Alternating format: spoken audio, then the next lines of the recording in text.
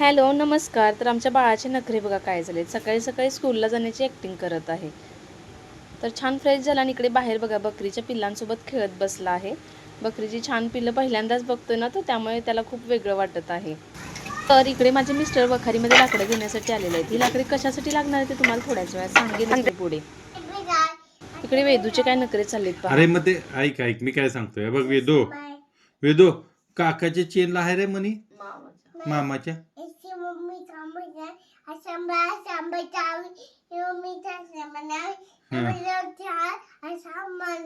होय मग काकाची चेन कसली कसली मनीची अरे काय काय मामाजी मामाजी नाकात गोट नसते का ते एक बाईक काकाचे पिट्ट्याच होय काय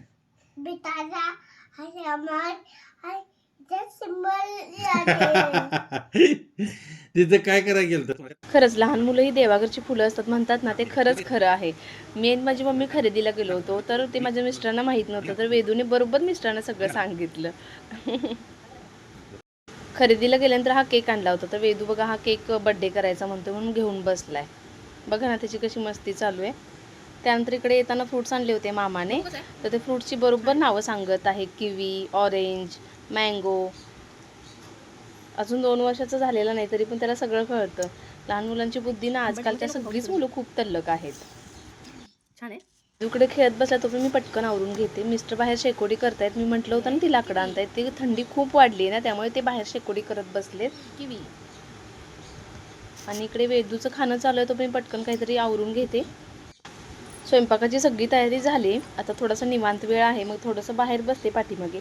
संध्याकाळी पाठीमागे बसलं ना की खूप छान वाटतं. मन अगदी प्रसन्न होऊन जातं. आता बघा तुम्हाला दाखवते. इकडे कशी पोपटांची शाळा भरली आहे. संध्याकाळी इथे आम्ही थोडेसे तांदूळ ठेवतो त्यांना खाण्यासाठी आणि पाणी ठेवतो. तर ते तांदूळ खाण्यासाठी किती पोपट जमतात बघा ना.